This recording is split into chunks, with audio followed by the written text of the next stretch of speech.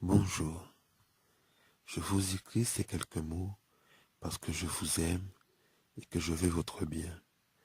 Parce que la vie, même si elle peut durer un centenaire ou un peu plus, est courte et il faut faire diligence. Car en dépend notre salut, le choix que nous sommes amenés à faire pour ce qu'on appelle l'éternité, la vie après la mort. Il existe bibliquement et en vérité que deux endroits seuls pour passer cette éternité. Il faut savoir que le monde est dirigé par deux forces bien distinctes et contraires l'une de l'autre. Les forces du mal, dirigées par Satan, et les forces du bien, dirigées par le Créateur de tout ce qui existe, j'ai nommé Dieu. En effet, il s'agit de choisir l'éternité avec Dieu, car pour l'autre, on y va naturellement, c'est-à-dire que l'homme, de par sa nature pécheresse,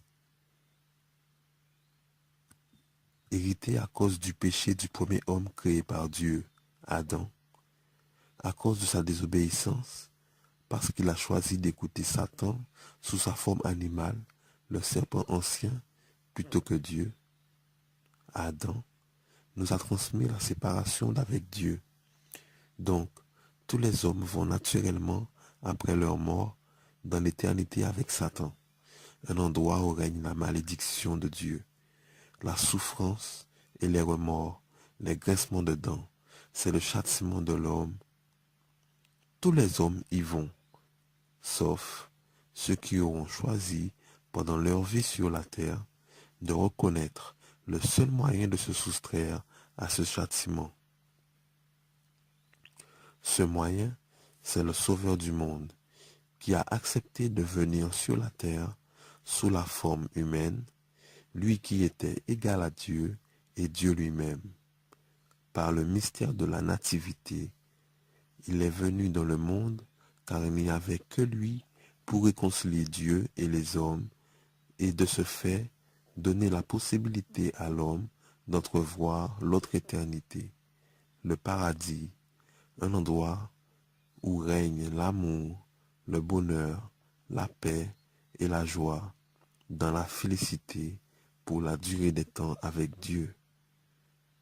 Maintenant, notre parcours sur terre est semé d'apprentissage et nous devons tous essayer de connaître au mieux celui qui nous donne l'accès à ce paradis. Son nom c'est Jésus, Yahushua soit béni, ce qui veut dire le Sauveur.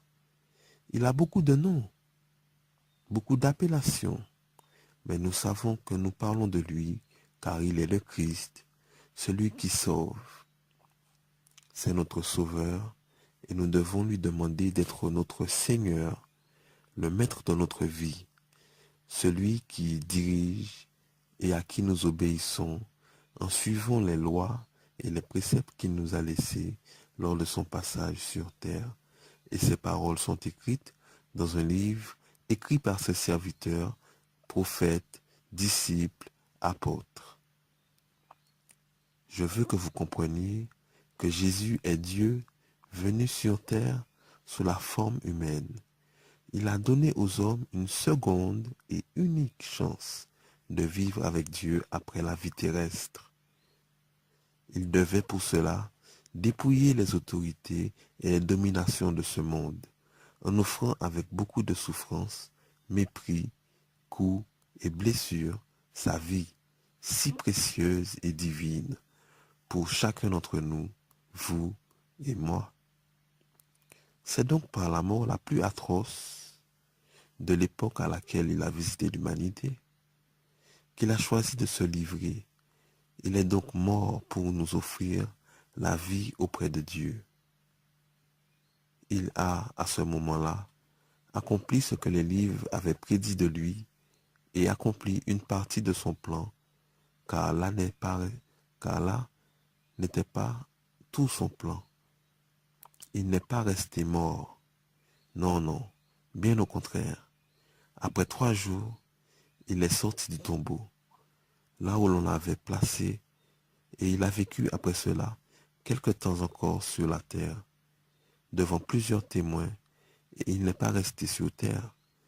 Il s'est élevé dans les airs pendant qu'il bénissait ses disciples, et une nuée l'enroba, et il disparut de leurs yeux.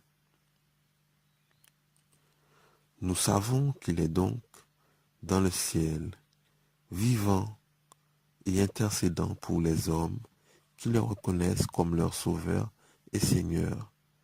Et ce n'est pas tout, il reviendra. De la même manière qu'il est parti, il reviendra dans sa gloire, et mystérieusement, tout œil le verra, et le reconnaîtra pour Dieu. Mais à ce moment-là, il sera malheureusement trop tard pour faire le choix que je vous demande de faire. Trop tard pour le reconnaître, car alors le temps de la grâce sera terminé. C'est maintenant qu'il faut choisir et reconnaître Jésus, Yahushua, comme le sauveur du monde. Je veux que vous compreniez que la vie est courte. Et qu'est-ce que la vie sur terre? De nos jours, un homme ne peut vivre 150 ans, et même s'il le peut, 200, 300, 500, 1000 ans. Mais qu'est-ce que 1000 ans comparé à 1 milliard d'années? Et qu'est-ce que 1 milliard d'années comparé à l'éternité? Aussi dérisoire que 100 ans est à 1 milliard, aussi dérisoire est 1 milliard à une éternité. Cela est important, et c'est la vérité, c'est que Jésus est venu sur terre pour délivrer l'homme de l'emprise de Satan, le réconciliant avec Dieu, et pour avoir la vie éternelle auprès de lui. Faites le bon choix. Acceptez que Jésus vous aime énormément pour avoir fait ce geste envers vous, envers le monde. Aujourd'hui, c'est le jour du salut. N'endurcissez pas votre cœur. C'est le moment d'accepter Jésus, Yahushua, dans vos vies. Et quels que soient ceux qui sont contre vous, vous saurez que vous aurez fait le choix d'accepter le Maître du monde.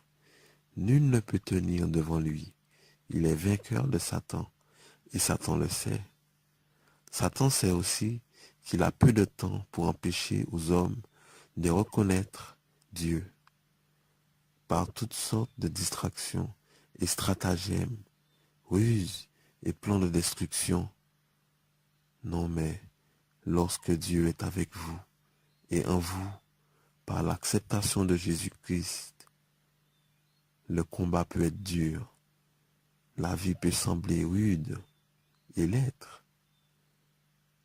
Non mais nous savons que nous avons une joie qui ne se tarit pas et une certitude que nous sommes arrachés des ténèbres et de la vie éternelle avec Satan.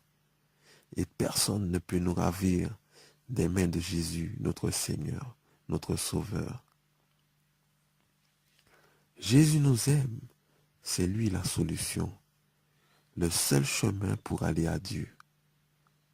N'en déplaise à certains. Si vous acceptez Jésus comme votre maître, demandez-lui de vous pardonner cet temps d'ignorance de la vérité, car il n'en tient pas compte. Et il va vous rendre juste et vous pardonner. Sachez qu'en acceptant Jésus comme votre Saint Sauveur, vous devenez son enfant. Et il vous considère comme ami. Étant ami de Dieu, vous serez béni et devriez devenir une lumière. Pour ce faire, connaissez celui qui vous a sauvé. Connaissez ses enseignements, les enseignements de Jésus et de l'Éternel dans le Saint-Livre, la Bible. Lisez les évangiles de Matthieu, Marc, Luc et Jean, 4 versions de l'histoire de Jésus. Lisez tout le Nouveau Testament et aussi l'Ancien Testament.